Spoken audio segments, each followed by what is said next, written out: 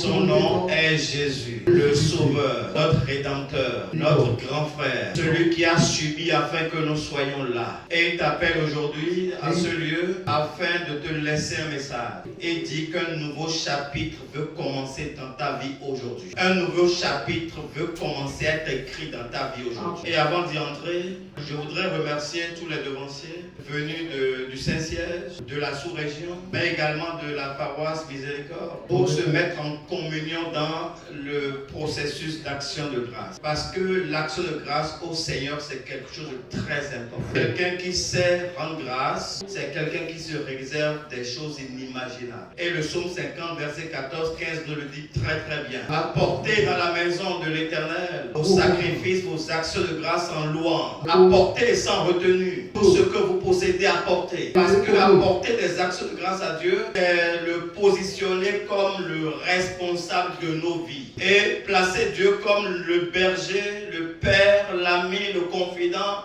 celui qui prend contrôle de notre vie, c'est quelque chose de formidable. C'est pour cela que Anna a eu le privilège d'apporter une portion double pendant que les autres n'ont apporté qu'une seule portion. Car l'Éternel a dit dans Psaume 50, verset 15, si tu apportes des actions de grâce, invoque-moi au jour de la détresse. Je te répondrai et tu me glorifieras. Ça veut dire que nous devons participer à la gloire de Dieu. Beaucoup de gens bloquent le processus de la gloire de Dieu. Lorsque tu connais le Seigneur et que tu connais la clé, tu marches avec sa gloire, tu confesses sa gloire, tu proclames sa gloire, même sans parler, parce que ta vie révèle la présence de Dieu. Tu ne connais pas la honte. C'est pour cela qu'il a effacé la honte d'Anna. Anna est venue avec une portion double. Lorsque sa co-épouse Pénina n'en a amené qu'une seule, mettant ainsi l'Éternel à l'épreuve. Et l'Éternel a répondu. Il a dit, dans le cours de la même année, puisque Anna a demandé un fils, et que en plus de cette demande, elle a fait une requête. En plus de la requête, elle a fait une promesse. Elle a dit à l'Éternel,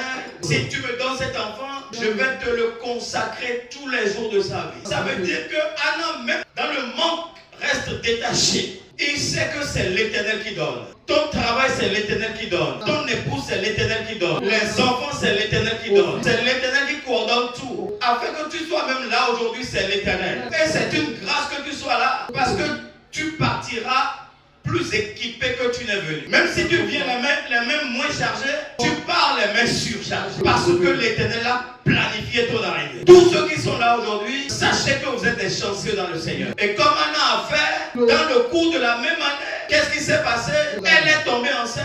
Alors qu'elle a traîné vraiment cet état de stérilité pendant plusieurs années. Et au moment où Dieu a inspiré Elkanah, le mari, de pouvoir donner le double de la portion à Anna, cette année-là, ça a été différent. Quelque chose s'est passé pour que la gloire soit donnée à Dieu. Non pas à nous, mais à Dieu, à l'Éternel, la gloire. Et nous sommes là pour donner gloire à Dieu. Tu dois participer à la gloire de Dieu en apportant dans la maison de Dieu, en dansant pour Dieu, en faisant des promesses à Dieu. Et invoque-le au jour de la détresse.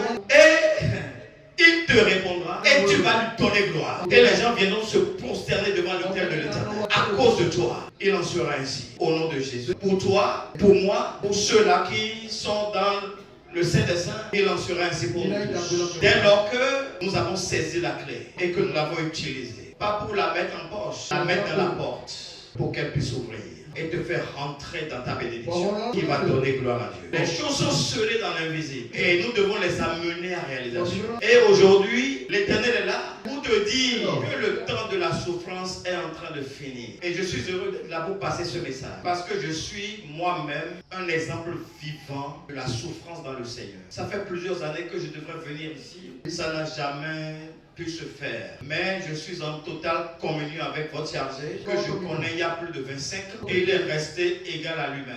Un homme intègre, un homme engagé, un homme respectueux, un homme de service. Et c'est pour moi un plaisir d'être là. Parce que avoir des gens comme ça autour de soi, c'est s'assurer que l'onction de Dieu coule à flot et on ne va pas le rater. Donc nous sommes là pour marcher dans cette onction, que l'Éternel le fortifie. Et je voudrais le soutenir en disant que le chargé n'a pas la réponse aux problèmes de tous les fidèles. La solution réside dans le Seigneur. Mais le chargé, que fait-il?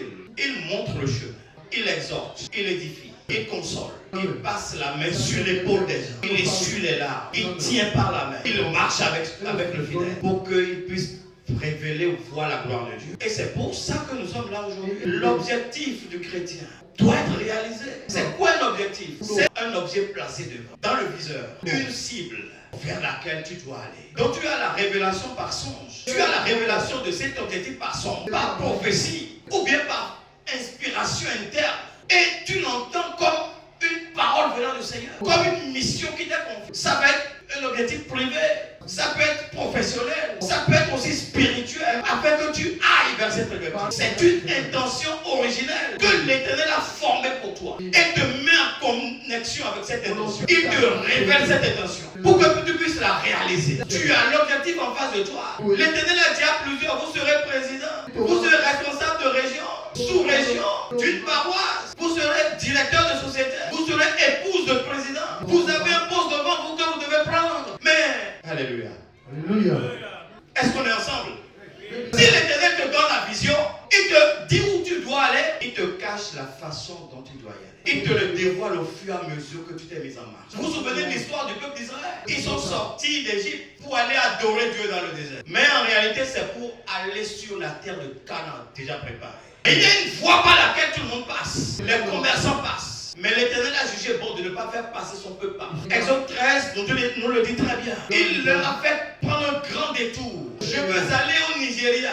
Je vais passer par Craquer. Mais l'Éternel ne me fait pas passer par Craquer. Il va me faire passer par Hilar. Ou bien par des chemins insoupçonnés dans la course. Parce qu'il sait que si tu prends la voie droite, tu vas rencontrer des obstacles sur ton chemin qui vont te décourager. Mais comme l'Éternel a un but qu'il veut que tu atteignes, il te fait passer par le chemin qui te prépare à rentrer dans ce but. C'est pourquoi on dit Allégia et bon guédé. Le chemin de Dieu, c'est insondable. On ne peut pas le maîtriser. Et même, il dit la parole qui sort de ma bouche. Dans Isaïe 57, elle ne me revient pas sans avoir atteint son but. Ça veut dire que je dois faire ce chemin. Je dois y aller. Dès qu'on me l'a révélé, je dois y aller. Mais quand on m'a révélé qu'il y a quelque chose de bien devant, je suis dans la joie. Je suis impatient. Je commence même à m'enorgueillir de ce que Dieu m'a choisi pour aller à ce poste. Acheter un terrain dans la Sainte-Sade. Dites Amen.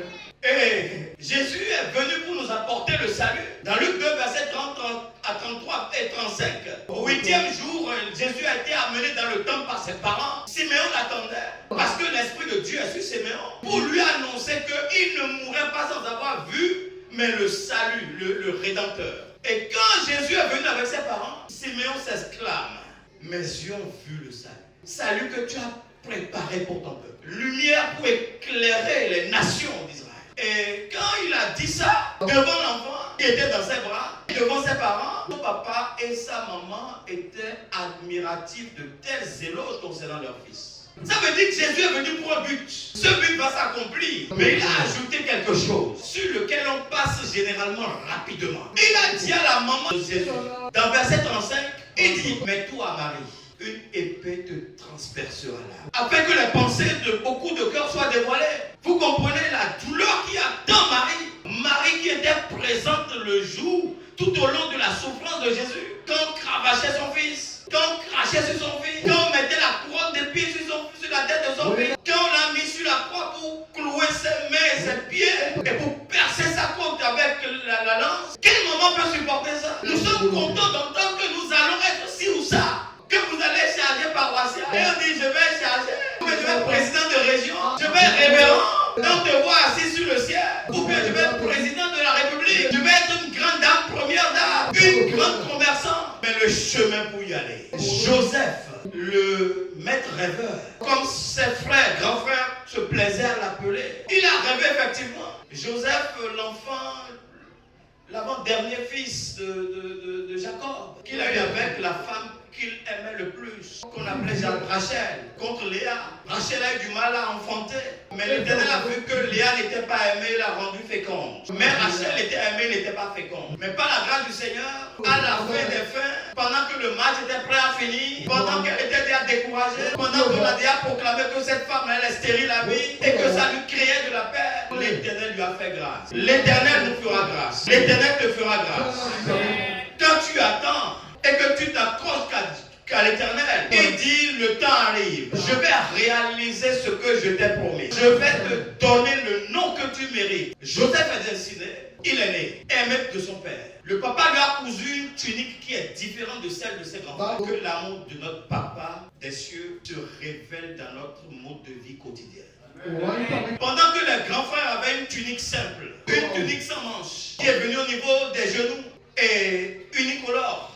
Lui, Joseph, sa tunique est longue, les manches sont longues et c'est coloré, qui le met déjà devant ses frères. Parce que c'est l'aîné qui a autorité à recevoir cette tunique. L'Éternel lui a donné par son père la position de l'aîné. Très aimé de son père. Et il a encore eu à faire des rêves. Qui lui annonce le but pour lequel il est dans le monde. Il voit qu'ils étaient dans un champ et que ses frères étaient comme des gerbes. Et lui aussi, il était une gerbe. Pendant que lui, sa gerbe était debout, toutes les autres herbes autour se sont inclinées devant sa gerbe. Il ne s'est pas arrêté là. Il a continué le rêve pour marquer d'un saut la place qui est la sienne dans ce monde. Il voit maintenant le soleil, la lune et les 11 étoiles se prosterner devant lui. Indirectement, Joseph a la place du chef, la place du gouverneur, la place du responsable, la place de l'autorité. Voilà son avenir. Où est-ce que cela va-t-il se concrétiser? Comment cela va-t-il se concrétiser? Toi, mon frère, ma soeur, quel rêve as-tu fait sur ta vie? Quel rêve as-tu fait sur la vie de ton fils, de ta fille? Quel rêve as-tu fait sur ton église? Tu vas y aller. L'Éternel dit que tu iras. Mais Joseph, à la fin de toute cette tribulation, c'est pourquoi l'Éternel l'a positionné à ce poste. Il a dit à ses frères, dans Genèse 50, verset 20, vous avez médité de me faire du mal, mais Dieu l'a changé en bien pour accomplir ce qui arrive aujourd'hui. Dieu m'a positionné à ce poste aujourd'hui afin de sauver la vie à un peuple nombreux. Si vous suivez bien le cas de Jésus, le cas de Joseph, même le cas de David qui a été oint par Samuel, le cas de Moïse, chrétien, lorsque l'Éternel te confie une mission, un but, un objet, il a son intérêt dedans. L'intérêt de Dieu est dans ta vision et dans ta mission. Si l'Éternel n'est pas dans ta vision, il n'est pas dans ton objectif, ça veut dire que l'Éternel n'est pas là. Il te confie une mission et il te prépare à cette mission. Et c'est pour cela que nous devons faire très attention pour ne pas bloquer la réalisation de cette mission. Parce que pour t'amener vers cette mission, il te prépare, il t'équipe, il te donne les éléments qu'il faut. Ça peut être dur, ça peut être compliqué, ça peut être vraiment des tribulations, ça peut être des complots. Mais il faut savoir que tu dois y passer. Et c'est pour cela que Esaïe 44, verset 1, 2 nous dit, il s'adresse à Jacob.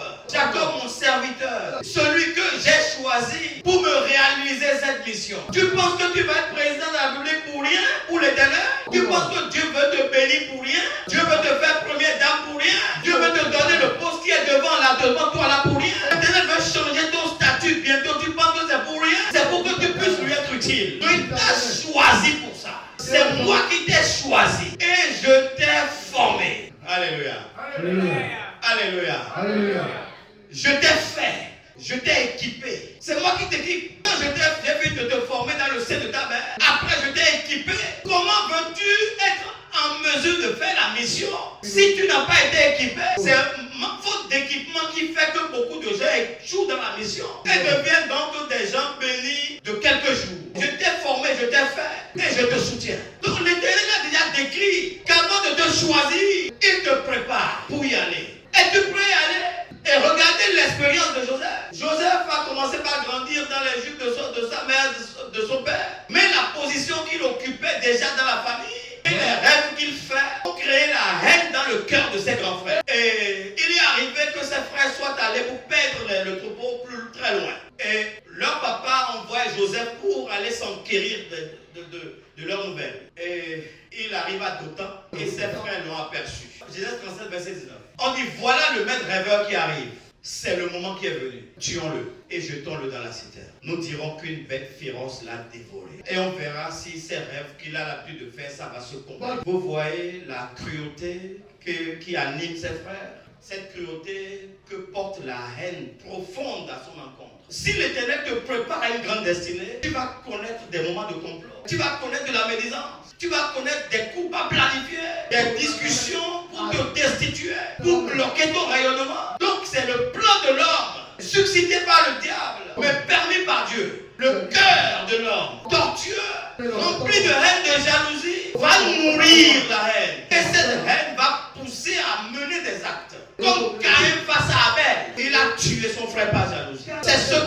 frères de Joseph sont en train de planifier. Alléluia. Alléluia. Nous vivons des choses comme ça au quotidien. Il suffit de commencer par rayonner un peu. Que ta paroisse commence par se remplir un peu. Qu'on voit du potentiel dans ton développement. Qu'on voit l'étoile sur toi. Comme héros dans ce temps-là vis-à-vis de Jésus. Pour empêcher que cette étoile brille. Si Dieu permet que les gens complotent. Et que parfois tu vis le silence de Dieu face même à tes adversités. L'Éternel ne charge de te dire que s'il est silencieux, il n'est pas absent. Il te regarde et il les regarde. La belle preuve est que quand ils ont fait leur complot, qu'est-ce que leur grand frère Ruben a dit? Il dit, mais nous ne pouvons pas faire couler le sang de notre frère. Jetons-le dans la citerne, mais ne mettons pas la main sur lui. Quelle était l'intention de Ruben? Il avait simplement l'intention de sauver son frère pour le retourner au papa. Je vais vous dire quelque chose qui va vous choquer. Ruben avait une bonne intention et une mauvaise intention. De ne pas faire couler le sang de leur frère, c'est une excellente intention. Le jeter dans la citerne, c'est une bonne intention. Mais le retourner au papa qui est resté à Canaan, c'en est une mauvaise. Pourquoi? Joseph doit accomplir sa destinée. Il est parti de Canaan, il doit plus retourner à Canaan. Donc les rebelles qui viendront empêcher la réalisation, la concrétisation, l'atteinte de nos objectifs dans la vie, que l'Éternel les éloigne. Amen. La belle preuve est que Ruben, son conseil a été entendu. Les frères l'ont jeté effectivement dans la citerne. Qu'est-ce qu'ils ont commencé par faire? Ils l'ont dépouillé de sa tunique. Cette tunique splendide qu'il porte. On lui a arraché la place. Toi qui te comportes comme notre grand frère, t'arrachons l'objet qui te place en position. C'est arracher ta position. C'est t'empêcher d'aller au contact de ceux-là qui vont te permettre d'être élevé. C'est imposer silence. Tu es un garçon très intelligent. On t'empêche de parler. Parce que si tu parles, il y aura un chemin qui va se tracer pour toi. On t'impose silence. Donc tout ce qui va te permettre de rayonner là, on te l'arrache. On l'étouffe. On le vit tous les jours. Et ils l'ont pris pour le jeter dans la citerne. Où il sera privé de nourriture. Et il aura soif. Ou même l'oxygène venait à manquer. Où il y a des reptiles même qui tombent dedans. Parce que c'est dans le désert. Voilà là où l'homme est capable d'aller pour t'empêcher, pour te bloquer, pour te faire souffrir, que tu ne réalises pas le rêve. L'Éternel dit, ils vont te malmener, ils ne toucheront pas à ta vie, et je viendrai contre toute leur attente pour te faire rentrer dans la cour de ta destinée. Et qu'est-ce qu'ils ont fait maintenant? Après l'avoir jeté, ils se sont assis au bord de la citerne et se sont mis à manger pendant que leur frère était affamé. Ruben n'était plus là. C'est pour vous dire que la main de Dieu est puissante. Si Ruben était là, ce qui va se passer maintenant là ne se passera peut-être pas. Parce qu'il y a des commerçants qu'on appelait les Ismaélites qui approchaient avec le caravane. Et le grand frère Judas dit, non, ne le laissons pas là, c'est notre frère. Alors Judas dit Oui. à ses frères, Oui. que gagnons-nous à tuer notre frère Qu'est-ce que tu gagnes? Pourquoi l'Éternel met le trouble dans tes ennemis? et a caché son sang? Des problèmes de conscience. Venez, Venez, vendons-le aux Israélites vendons-le. et ne mettons pas la main sur lui, car il est notre frère et notre chair. Vous voyez, en l'absence de Ruben, ils l'ont sorti de la citerne. D'où viennent les Ismaélites en ce moment dans le désert? Pourquoi c'est en ce moment qu'ils sont venus? L'Éternel fera venir la bonne personne au bon moment dans ta vie. Afin que le plan de l'ennemi ne se réalise jamais. Si le plan de l'ennemi se réalise, c'est pour laisser le temps à Dieu de prendre le contrôle. Parce que Dieu n'a pas encore dit son dernier mot. L'Éternel a son dernier mot à dire. Mais pensez-vous que l'Éternel n'a pas son mot à dire? Que c'est l'ennemi qui va dire son mot? J'ai vu circuler sur les réseaux sociaux une de nos fidèles qui était sur le point d'être sacrifiée à une divinité dans un village éloigné. Une choriste de Porto-Novo. Et on l'a mise dans le taxi, dans le véhicule, on l'a emporté. Et ils l'ont emmené effectivement dans la maison, devant le fétiche. Et les prêtres étaient là. Et ils l'ont emmené, ils l'ont mis à genoux, l'ont dépouillé, l'ont mis nu, sur le point de la sacrifier. L'Esprit de Dieu est descendu. Et même le vaudou a dit, moi là, je ne peux pas boire ce sang. Le sang, je ne peux pas boire. Pourquoi? Parce que c'est le sang de Jésus. Le sang de Jésus coule dans mes veines. Dis, le sang de Jésus coule dans mes veines. Je marche avec le trône de Jésus. Je ne peux pas être sacrifié à un idole. Je ne peux pas être sacrifié. Et mes biens ne peuvent pas aller aux idoles. Et mes biens ne peuvent pas aller. Mais c'est ça que Joseph a vécu. Ils auraient pu le tuer. Même l'Esprit a travaillé. L'Esprit de Dieu a travaillé en eux. Quelqu'un a dit ne le tuons pas. Parce que l'Éternel a un plan qui n'est pas dévoilé. Quand tu marches dans la vallée de l'homme de la mort, tu n'as pas de mal à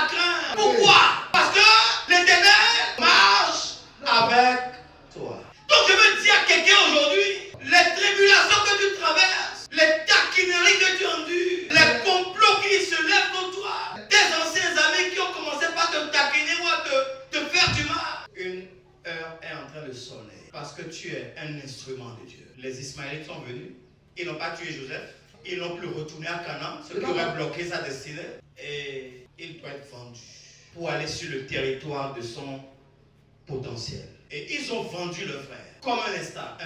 Et le psaume 105, verset 16 à 19 le dit clairement. Pour montrer la main de Dieu dans tout ce qui se passe. 105, verset 16. Il fit venir une famine sur tout le pays. Il appela sur le pays la famille, il coupa à tout moyen de substance.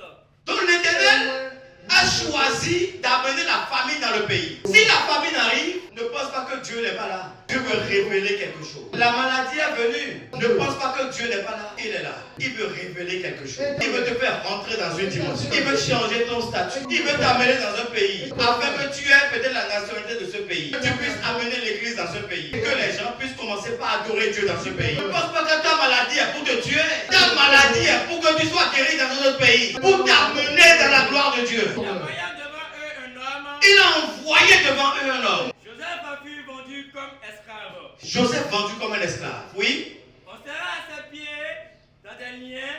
On le mit au fer. Le prince qui a été attaché comme un esclave. Oui. Jusqu'au temps où arrivera ce qu'il avait annoncé, où la parole de l'Éternel le prouva. Alléluia. Alléluia. Jusqu'à ce que la parole prononcée par l'Éternel montre que l'Éternel avait raison. Alors nous devons tenir ferme. Il est le roi des rois. Il est le Seigneur des seigneurs. Son nom est Jésus. Jésus, Jésus, Jésus. Oh, il est le... Est-ce que nous n'allons pas marcher sur le roi? Est-ce que nous n'allons pas respecter la parole du roi? Est-ce que nous n'allons pas tenir ferme? Est-ce que nous allons refuser que le chemin par lequel nous allons passer pour rentrer dans notre gloire, que ce chemin soit fermé, nous allons refuser? Joseph est resté silencieux. Il a tout subi. Il était comme un mouton qu'on menait où? À l'abattoir. Il n'a rien dit. Il était silencieux. Que dis-tu quand tu traverses des tribulations? Que disons-nous? Il y en a qui m'ont dit Dieu.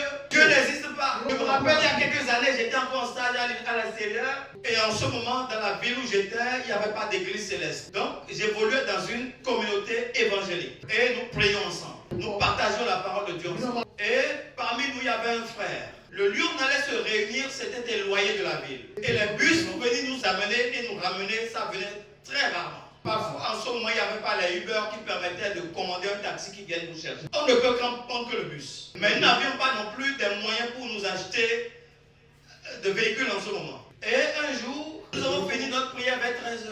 Et nous, on est restés pour continuer l'étude de la parole. Lui, il avait un rendez-vous important. Et il est assis à l'arrêt du bus. Le bus est arrivé après près de 2h30 d'attente. Et lorsque le bus est arrivé, il s'apprêtait à rentrer, il y a un militaire qui est venu. Le bus était plein. Il s'est précipité pour s'asseoir. Le militaire aussi devait s'asseoir. Et il n'a pas trouvé de place. Et on devait faire lever quelqu'un pour que le militaire s'asseye. Et mon frère dans le Seigneur commençait par prier. Il dit Seigneur, je t'ai servi dans la droiture. Révèle-toi dans ma vie aujourd'hui. J'ai déjà attendu pendant 2 heures de temps. Et je viens d'une prière que je t'ai adressée avec grande ferveur. Que jamais je ne sois levé. Alléluia. Alléluia. Et tout, il est là, il a les yeux baissés, il priait. Et curieusement, mon ami, lève-toi.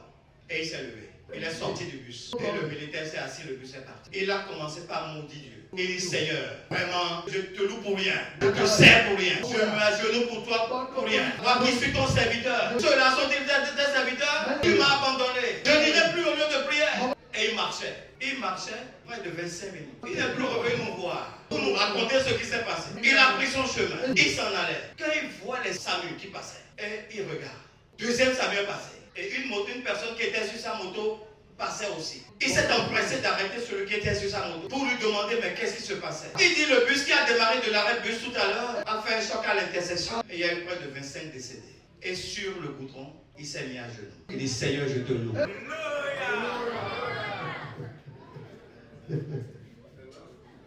Vous voyez que nous sommes insensés. Vous vous souvenez de l'histoire de Jésus dans Matthieu 16. Jésus voyant ce qui va venir et qu'il a commencé par informer ses disciples pour les préparer et même les ayant préparés, même les ayant informés, lorsque les problèmes de Jésus ont commencé, les souffrances de Jésus ont commencé, aucun d'eux n'a attendu sauf Jean le disciple qu'il aimait. Tout le monde a fui. On a même demandé à Pierre, le connais-tu? à Pierre. Arrière de moi, Satan. Attends un peu. Donc, les ayant préparés, informés à ce qui l'attend, pour leur dire, mais vous marchez avec moi, mais vous ne savez pas qui je suis. Ce que je veux endurer, vous ne savez pas. Et pourquoi vous ne savez pas? Je veux vous sauver tous. Si je ne pars pas, vous n'aurez jamais le salut, vous n'aurez jamais la vie. Il faut que moi je parte pour que vous soyez équipés pour continuer mon œuvre. C'est la volonté de mon Père. Comme c'est dit dans Ésaïe 53, verset 10. Il a plu à son Père de le briser par la souffrance. L'Éternel a choisi de le malmener, de le faire flageoler, d'amener les gens à l'écraser. Verset 10. Oui. Après avoir livré sa vie. Chrétien, mes soeurs, chrétien, mes frères, tu veux réaliser ton objectif. Est-ce que les tourments, les difficultés sont des obstacles? Ça peut t'empêcher d'y aller. Ça peut empêcher que tu exerces le ministère pour lequel Dieu t'a appelé. Tu veux fuir l'église. Tu veux abandonner la charge pastorale. Tu veux fuir le poste de chargé paroissial. Parce que les fidèles te mettent des lances dans le corps. Tu refuses le travail. Tu refuses de prier pour les gens même la nuit. Tu refuses de lire la Bible. C'est trop dur. C'est trop compliqué. Tu refuses de porter ton enfant, de l'éduquer, de lui donner le lait, de l'éduquer, de rester derrière lui jusqu'à ce qu'il grandisse. Mais c'est cet enfant qui va t'honorer demain. Pourquoi ne veux-tu pas le porter? Le lit qui te porte, c'est celui-là. Alléluia.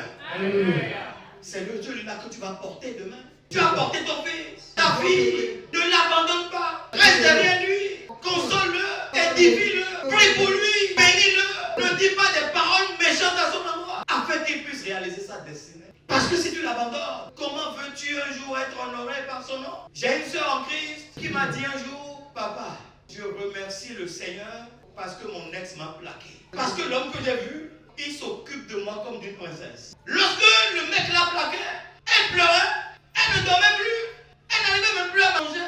Elle était un peu comme une squelette debout. Elle dit, papa, je ne vais pas vivre. Je dis, mais tu vas vivre. J'ai dit, mais tu vivais avant?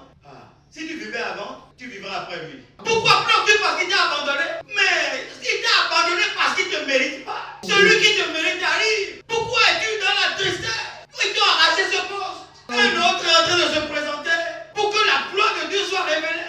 Et lorsque elle est restée dans la dèche pendant environ 3 ans, elle a passé tout son temps dans le temple à prier le Seigneur. Je lui dis, le meilleur arrive, ma fille. Tu traverses des difficultés. Toutes tes copines ont des copains ou bien des maris, ils ont déjà des enfants. Tu dis que tu prends de l'âge. Et tu regardes l'âge. Et tu regardes tes souffrances. L'Éternel te dit, le meilleur vient. Celui qui va te garder vient. Celui qui va s'occuper de toi vient. Celui qui va te laver vient. Celui qui va te laver les pieds vient. Celui qui va supporter tes caprices vient. Celui qui va garder ton enfant que tu as eu avant là vient. Lorsque ce monsieur est venu, elle a accouru, elle est venue dans mon bureau. Je ne savais pas qu'elle restait à genoux aussi longtemps. Elle est restée à genoux pendant moins de 30 minutes. À louer le Seigneur. À glorifier le Seigneur. Que fait un papa en ce moment? Il s'agenouille aussi à côté de sa fille. Donc on a dû adorer ensemble. Et l'homme l'a gâté. Il a construit une maison. Il a construit une maison à son enfant qu'il avait eu avec un autre. En son nom. Lui a acheté une voiture. Elle dit, mais ça existe dans ce monde? Je dis, mais oui, ça existe, ma fille. Parce que tu as été respectueux, tu as écouté ce que j'ai dit. Ça va se passer. Et il ne te laissera plus si tu marches dans la droiture. Et si tu restes silencieux comme d'habitude. L'Éternel le fera pour toi aussi. Et te sortira des difficultés. C'est pour cela que lorsque quelqu'un veut empêcher ta gloire, si le gars doit partir et que son heure a sonné, il...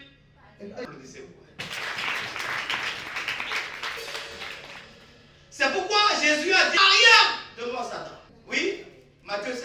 Mais Jésus se retournant, Oui. dit à Pierre, Oui. arrière-toi de moi, Satan. Tu mets un scandale, car tes pensées ne sont pas les pensées de Dieu, mais celles des hommes. Est-ce que nous n'allons pas respecter la volonté de Dieu? Rien ne peut t'arriver si l'Éternel l'a permis. Et tout concourt au bien de celui qui aime Dieu pour que la volonté, la mission, l'objectif que Dieu t'a assigné puisse se réaliser. C'est pourquoi il est dit que c'est l'Esprit de Dieu même qui a amené Jésus dans le désert pour être tenté. Alléluia. Alléluia. Pour être tenté. Et l'Éternel le met maintenant en présence de diable. Oui, pour le mettre en présence de diable. Qui a commencé par éprouver Satan pour le faire chuter. Satan veut faire chuter. Alors, Jésus fut amené par l'Esprit dans le désert. Oui. D'être tenté par le diable. Oui, vas-y. Après avoir jeûné 40 jours, oui. Satan s'étant approché de lui et dit, tu es fils de frère. Jésus avait faim. Il avait faim. Après 40 jours, 40 nuits, il avait besoin de manger. Donc si toi tu es là, ton heure a sonné de devenir quelqu'un, tu n'es rien. Tu deviens la cible facile de tout ce qui va vouloir te faire tomber. La cible vulnérable. On va te demander d'aller faire prostitution, d'aller voler, d'aller dans les sectes. Beaucoup de personnes sont obligées d'aller dans les sectes pour avoir des marchés. Mais Jésus a tenu bon. Il a dit à Satan, va-t'en. Mais les arguments que Jésus a utilisés, c'est les arguments inspirés de la parole de Dieu.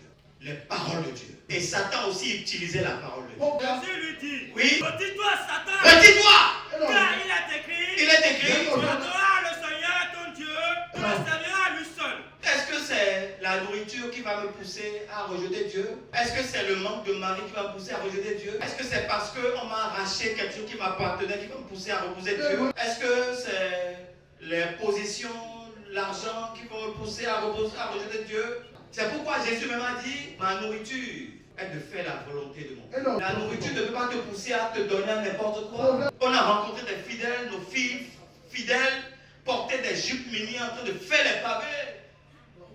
Qui nous séparera de l'amour de Christ? Oui. Sera-ce la tribulation? Alléluia. Alléluia. C'est la tribulation? Non. C'est plus facile à lire et à dire qu'à faire, n'est-ce pas? Mais ce qui nous permet de pouvoir tenir, c'est l'exemple que nous prenons de Christ. Et aussi, le chemin, le canal que nous donnent nos devanciers, nos chargés, ceux-là qui sont éclairés, que Dieu a équipés, envoyés pour annoncer son nom, et qui vous tiennent par la main pour vous consoler, pour dire, nous pouvons y aller, comme nous dit Jacques 1, à partir de verset 2 pour finir. Oui, il dit, frères et sœurs, oui, oui, nous devons regarder les épreuves autrement. C'est la volonté de Dieu. Je suis au service de Dieu. J'attends Dieu. Tu es mon pourvoyeur. Il est mon combattant. Il est mon ami fidèle. Il est mon confident. Il est mon bienfaiteur. C'est mon pourvoyeur. Oui, lorsque nous le savons, je veux accomplir la volonté, le dessein, l'objectif de Dieu sur ma vie. Ce qui m'arrive, c'est bientôt sa fin. Joseph a connu tout ça. Joseph a connu l'esclavage. Joseph a été emprisonné. Joseph a été oublié en prison. Mais il y a quelque chose qui est permanent sur Joseph. Et il y avait l'onction de Dieu sur lui. Partout où il passait, on le mettait à la tête des choses. Même Potiphar l'a mis à la tête de sa maison. Lorsqu'il est rentré en prison, le responsable de prison l'a mis chef des détenus. Et lorsqu'il est sorti de prison, Pharaon l'a mis à la tête de la République. De quoi vous vous plaignez, mes frères? Enseignons n'a pas à se plaindre. Patiemment, oui. Patiemment la tentation. Oui. Car après avoir été éprouvé, il recevra la couronne de vie que le Seigneur a promise à ceux qui l'aiment. J'ai la chair d'épaule là.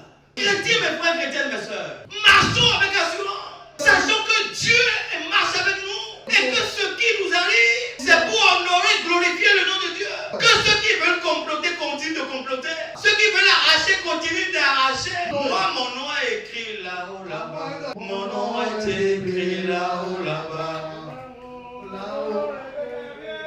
Mon nom est écrit là-haut, là-bas. Mon nom est écrit là-haut, là-bas. Ne veux-tu pas aller là-haut, là-bas?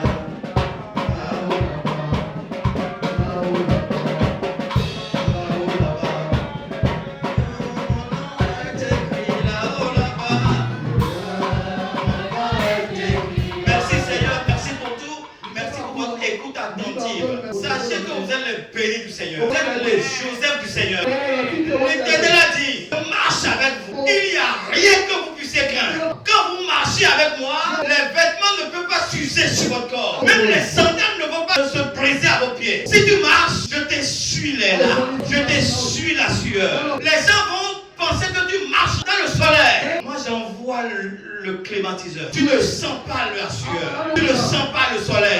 Tu marches entouré du manteau de l'Éternel qui te couvre. Et ta bouche ne fera que proclamer Dieu qui seul est notre Seigneur. Il l'est aujourd'hui, il le sera demain. Pour toi, pour moi, pour la miséricorde. L'Église céleste en général au nom puissant de Jésus.